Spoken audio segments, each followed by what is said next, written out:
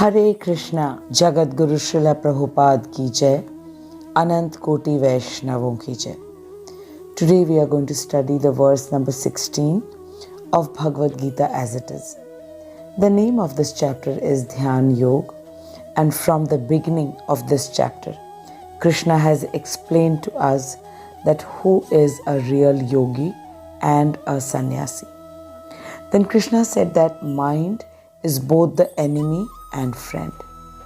An uncontrolled mind is the enemy of a person, whereas controlled mind is a friend. Krishna said that a person who performs all his duties with having no desire to enjoy the fruits of his work and his mind completely absorbed in the thoughts of Krishna, such a person is surely a yogi and a sannyasi. Then Krishna said that a person who sees mud, stones or gold, all with the sameness of thought, is a person with controlled mind. Then further, more advanced stage of Dhyan Yoga is explained here by Krishna by saying that people might see all the lifeless things with sameness, but one who sees all people with the sameness is truly a person with controlled mind, like a person who sees his honest well-wisher, friends and enemies, the envious, the pious, the sinner, and those who are indifferent and impartial, all with an equal mind. Such a person is surely to be known with controlled senses and a balanced mind. Now we must be thinking that after all, why is Krishna saying all this? Krishna is saying about all these qualities because unless we develop all these qualities, we cannot have a controlled mind. And without having a controlled mind, a person can never meditate on the Supreme Lord, who is seated in the heart as Vishnu. And meditating on the Vishnu Roop of the Supreme Lord is the highest goal in Dhyan Yoga process. To help us know how to meditate and where to meditate, Krishna has given us a detailed description about the place and how a person should make his asana and how he should sit. And then the most important requirement specified by Krishna for a Dhyan Yogi is this, that he should practice complete celibacy and should be absolutely fearless. So these are the basic and the elevated level details of Dhyan Yoga process. Just in case you have missed out watching the previous videos, then you must watch the videos of the previous verses, that is from verse number 1 to verse number 15, to have a thorough understanding of all the verses. Now let us begin today's verse, that is verse number 16. In today's verse, Krishna is going to explain to us about the diet and sleep pattern for a Dhyan Yogi. This verse is not only important for a Dhyan Yogi, but it is very important for everyone, and especially for us, the Bhakti Yogis. Now let us start the verse number 16. Na ati ashnatah tu yogo asti, na cha ekantam ashnatah, na cha ati swapnashilasya jagrato na ev cha arjuna. Na ati ashnatah tu yogo asti, na cha ekantam ashnatah, na cha ati swapnashilasya jagrato na ev cha arjuna. Na ati ashnatah tu yogo asti, na cha ekantam ashnatah, न च अतिस्वप्नशीलस्य जाग्रतो न एव cha Arjuna. Krishna says that there is no possibility of one's becoming a yogi, O Arjun, if one eats too much or eats too little, sleeps too much or does not sleep enough. Na ati ashnatah yogo asti. There is no possibility of becoming a yogi if one eats too much. Na ati ashnatah. And then Krishna says, if he eats too little, nacha ekantam ashnatah. And then nacha ati swapnashilasya, sleeps too much, or jagrato na ev, or does not sleep enough. So today we are getting to know the most important thing, that is about the balanced diet and sleep pattern. For a person who aspires to become a Dhyan yogi. Now we will read the Anvay given by Srila Vishwanath Chakravarti Thakur. Srila Vishwanath Chakravarti Thakur ki jai, Anant Koti Vaishnavon ki jai. Na, not ati ashnatah, for one who eats excessively. Tu, however, yoga, union with the Paramatma. Asti is na, not, cha, and ekantam anashnatah, for one who completely abstains from eating. Na, not, cha, and ati swapnashilasya, by one who sleeps excessively.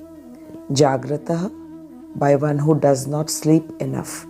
Na, nor, eva, certainly, cha, and Arjun, O Arjuna.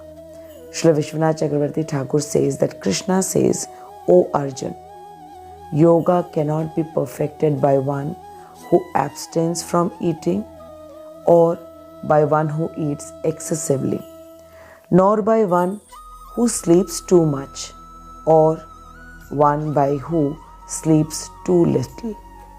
Vishwanath Chakravarti Thakur says that in the present verse, that is verse number 16, and in the next verse, Sri Bhagavan is explaining the symptoms of a person who has become steadfast in the practice of yoga. Atya ashnatah means one who eats too much, and for such a person in Yoga Shastra, it is recommended that one should eat only half fill the belly with food and quarter fill it with water, leaving 1/4 empty for the movement of air. So very clearly it is mentioned that half of the stomach should be filled with food grains and the quarter should be filled with water, leaving 1/4 empty for the movement of air. Chakravarti Pad says that to attain perfection in sadhana, that is in Dhyan Yoga, a yogi should not practice yoga when he is either hungry or tired or when his mind is disturbed, which means that his mind is not calm, not stable. Further, Chakravarti Pad says that a person should not practice yoga when it is too cold or too hot, or he is in a hurry, because in doing so, he will not attain perfection. We have come to know that mind is both friend and enemy. Uncontrolled mind is an enemy and controlled mind is a friend. So when the mind is not disturbed, that is the time when the yoga practice should be done. And if the mind is disturbed, that means the yoga practice should not be done by the practitioner, because that will not attain any perfection. Further, Chakravarti Pad says that while chanting the Hari Nam and following the various limbs of bhakti, and specifically while remembering Krishna's pastimes, or while remembering the Krishna Katha, one should carefully observe all the principles which is mentioned above, like how a person should sit, how a person should be attentive, the mind should be calm. All these principles should be observed. And in order to keep the mind concentrated, the sadhak should spend some time chanting the holy name of Hare Krishna. This is the holy name of the Lord in a solitary place, isolated place, and with one pointed attention.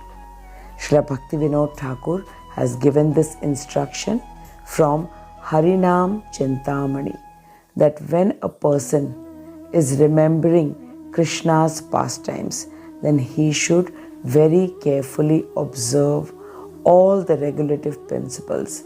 And for this, the person needs to chant the Hare Krishna Mahamantra every day, sitting in a straight posture with head, neck and the body all in straight line, and listening to each and every word of Hare Krishna Mahamantra. This increases the concentration of the mind, and then the person can properly do the Dhyan Yoga, which means concentrating on the Vishnu Roop, which is situated in the heart of every person. So now, after reading the Anvay given by Srila Vishwanath Chakravarti Thakur, we have understood the importance of appropriate amount of food, sleep, and the mind needs to be stable for doing the Dhyan Yoga. Now we will read the purport given by Srila Prabhupada. Jagat Guru Srila Prabhupada ki jai, Anant Koti Vaishnavon ki jai. Srila Prabhupada says that regulation of diet and sleep is recommended here for the process of yoga. Prabhupada further says that too much eating means eating more than is required to keep the body and soul together. And there is no need for men to eat animals because there is an ample supply of grains, vegetables, fruits and milk. And Prabhupada says that such simple food stuff is considered to be in the mode of goodness, and this is according to Bhagwat Gita. Prabhupada says that animal food is for those who are in the mode of ignorance. Therefore, those who indulge in animal food, drinking, smoking, and eating food which is not first offered to Krishna will always suffer sinful reactions because of eating only polluted things. Bhungte te tva agham papo ye pachanti atma karanat. It means anyone who eats for sense pleasure or cooks for himself and not offering his food to Krishna, he eats only sin. And one who eats sin and eats more than is allotted to him cannot execute perfect yoga. Very clearly it has been said that one who eats sins, and the people, those who eat non-veg food, they drink, they smoke, and they eat the food which is not first offered to Krishna, they all eat sin. And the people, those who eat more than allotted to them, they can never do perfect yoga. Prabhupada further says that it is best that one eats only the remnants of food stuff which is offered to Krishna. And a person in Krishna consciousness does not eat anything which is not first offered to Krishna. Therefore, only the Krishna conscious person can attain perfection in the yoga practice. Prabhupada clearly says that nor can one who artificially abstains from eating, manufacturing his own personal process of fasting, practice yoga. Very clearly, Prabhupada has said that one who fasts according to his own whims can never practice yoga. In the scriptures, the fasting is given for Ekadashi. And Ekadashi fasting means thinking more and more about Krishna and involving into more and more service of Krishna, which is why the abstinence from grains and eating less food helps the person to be doing more service to Krishna. Prabhupada says that Krishna conscious person observes fasting as it is recommended in the scriptures. He does not fast or eat more than it is required, and he is thus competent enough to perform yoga practice. Prabhupada says that one who eats more than required will dream very much while sleeping. Srila Prabhupada says that one should not sleep more than 6 hours daily, and one who sleeps more than 6 hours out of 24 hours is certainly influenced by the mode of ignorance. And a person who is in the mode of ignorance is lazy and prone to sleep a great deal. Such a person cannot perform yoga. Srila Prabhupada has very clearly explained to us the words of Krishna. In this verse, it is clearly said that neither too much of eating nor too less of eating is suitable for a person who has engaged himself in the process of Dhyan Yoga. In today's verse, the definition of a perfect diet is given. And according to the perfect diet, suppose the stomach is a circle, then half of it needs to be filled with grains, and 1/4 should be filled with water, and the remaining quarter should be filled with air. This is the perfect definition for a balanced diet.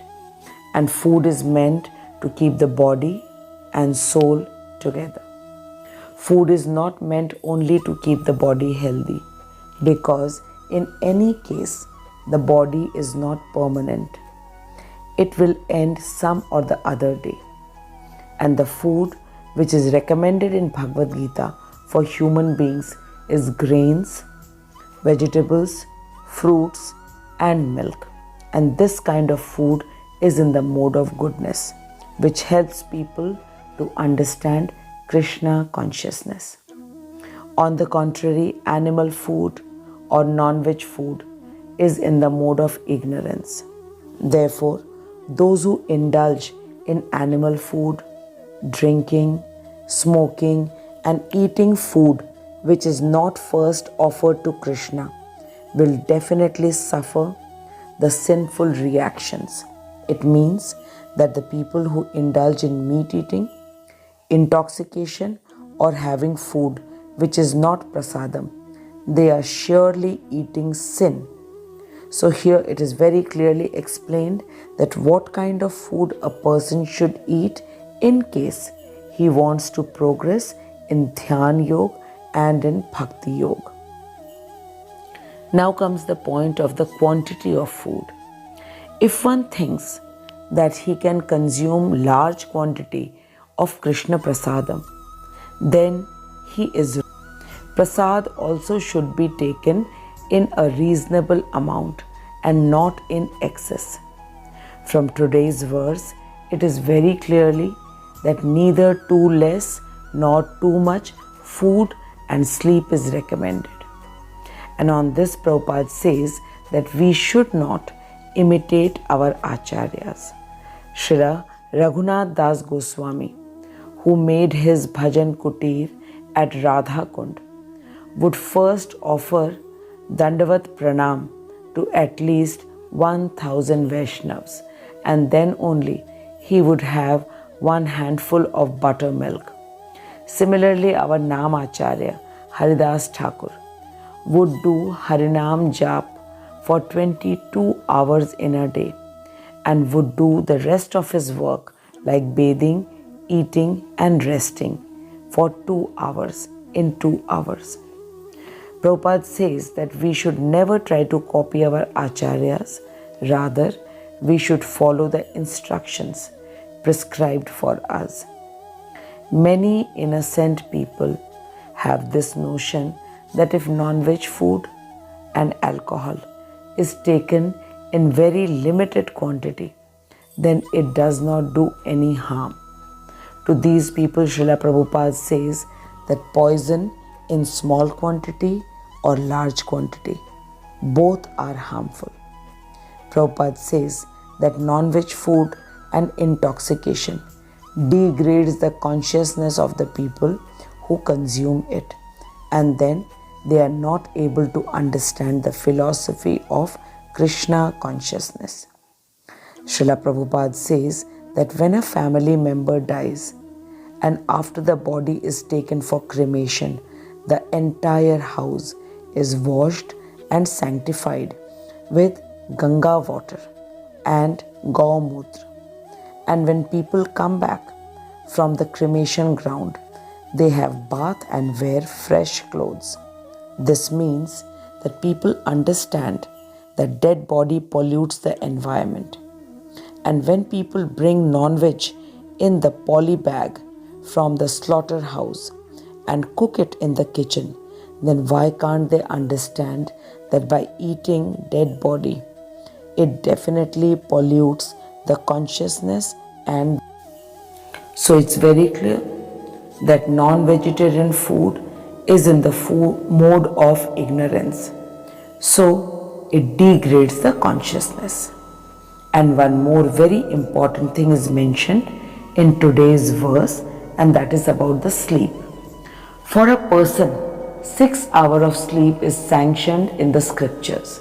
But if a person eats too much, then surely he will sleep more, as he will dream while sleeping.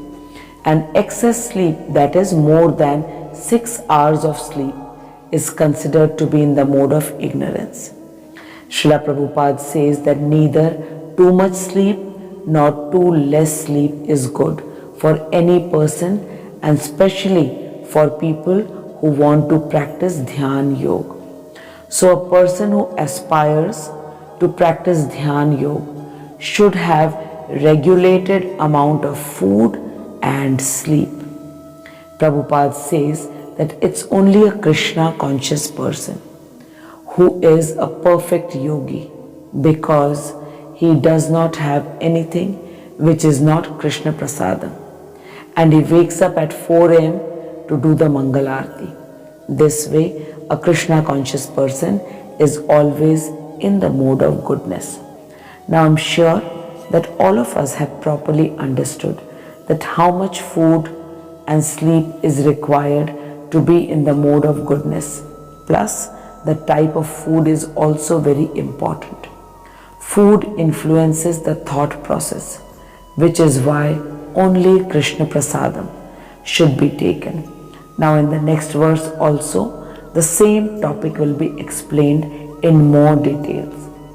I thank Srila Prabhupada, Srila Vishwanath Chakravarti Pad, and my Shiksha Guru, His Grace Harimohan Das Prabhuji, for explaining to us the most secretive knowledge of Bhagwat Gita in such simple words. And I thank you for taking out most valuable time and listening to the words of Krishna. Now we shall meet the next week. Till then, keep chanting the Hare Krishna Mahamantra. Watch the video very attentively and share it with others. Hare Krishna.